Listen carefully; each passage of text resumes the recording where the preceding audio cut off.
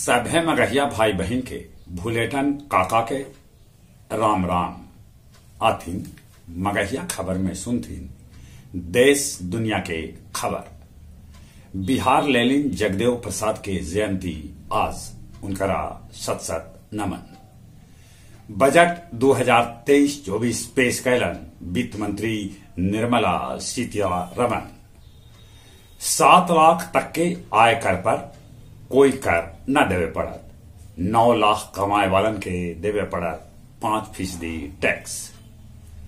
बिहार के मुख्यमंत्री नीतीश कुमार कहलका कि केंद्रीय बजट निराशाजनक है, एकरा में दूरदृष्टि के है अभाव। इंटर के परीक्षा में पहला दिन 16 जिला में 68 परीक्षार्थी के कैल गए निष्कासित। केंद्रीय बजट में ईवीएम खरीदे लेल 1900 करोड़ भेटायल। तमिलनाडु के मयिलादुथुराई जिला में भारी बारिश होने से स्कूल कॉलेज बंद कर देवल गए।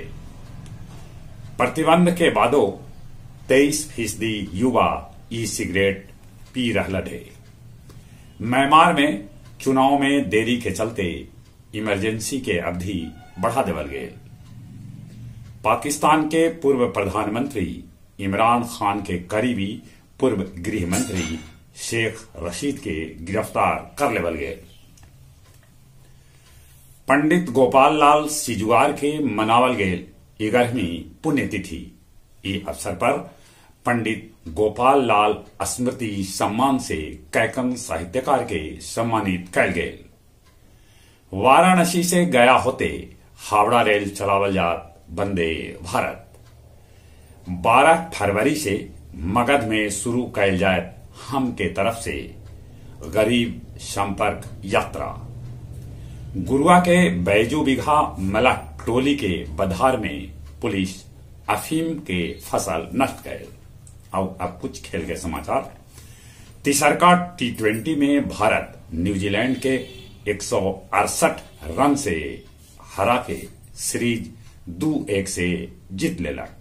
भारत के तरफ से शुभम गिल 63 गेंदा में बनौलन नवाद 126 रन। उन्हें कप्तान हार्दिक पांड्या 4 विकेट लेलन। ICC T20 रैंकिंग में सूर्य कुमार यादव शीर्ष पर।